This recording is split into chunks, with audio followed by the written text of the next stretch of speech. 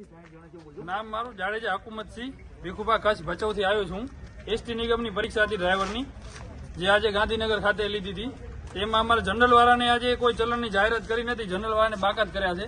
કેમ કે અમારું કોલ લેટર નીકળ્યા પછી 2 દિવસ પછી એમને બારે કર્યું હતું કે આ તમે 250 રૂપિયા ભરો અને પોસ્ટ ઓફિસ સિવાય પૈસા લેવામાં આવતા નથી, ઓનલાઈન કોઈ ભરવાની સ્કીમ નથી। અને પાછા 27 તારીખે એમ પોસ્ટ ઓફિસમાં ગયા હતા તો પણ ના પાડી હતી કે તમારું ચલણ લેવામાં આવશે નહીં, 2 દિવસની રજા હતી એ માટે।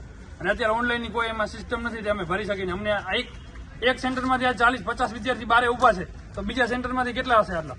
એ પ્રમાણે અમારી કોઈ પરીક્ષા અંદર લેવામાં આવી નથી, જેને અમને ફોર્મ ભરી ત્યારે કોઈ એવી માહિતી અમને આપી નથી। 59 રૂપિયા ભર્યા હતા ઓનલાઈન 59 રૂપિયા અમારું ચલણ ભરાઈ ગયું હતું। આ પાછળથી આવું લઈ આવ્યા છે કે 250 રૂપિયા ભરો અને અંદર પરીક્ષામાં બેસો। કોલ લેટર નીકળ્યા પછીની ફી ભરવાની છે 250 રૂપિયા। કોલ લેટર નીકળી ગયા પછી અમને એવું કીધું છે, એટલે મેસેજ આવ્યો છે પણ કોઈનામાં પડ્યો નથી ભાઈ, પડ્યો છે કોઈનામાં પર્સનલ મેસેજ નથી પડ્યો ભાઈ।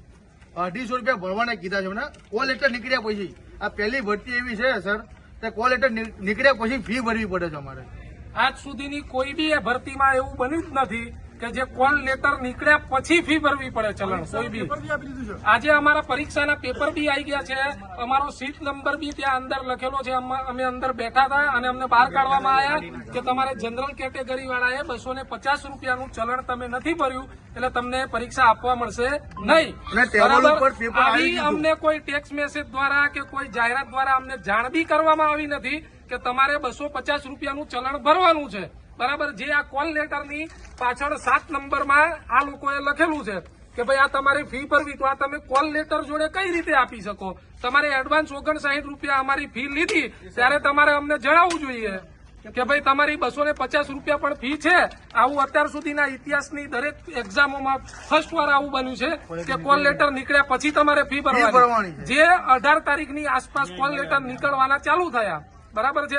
તો 18 થી 25 સુધીની તારીખ હતી, એમાં 3 તો રજા હતી, બરાબર, જાહેર રજા હતી। તો કઈ રીતે બધા આટલા બધા યુવકો ત્યાં જઈને કાઢી શકે,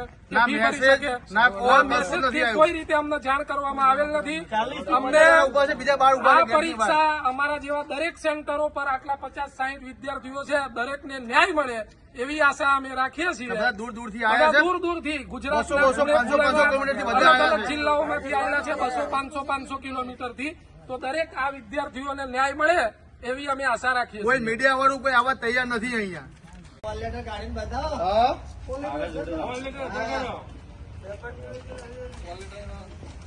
બસ હવે અહીંયા બોર્ડ પર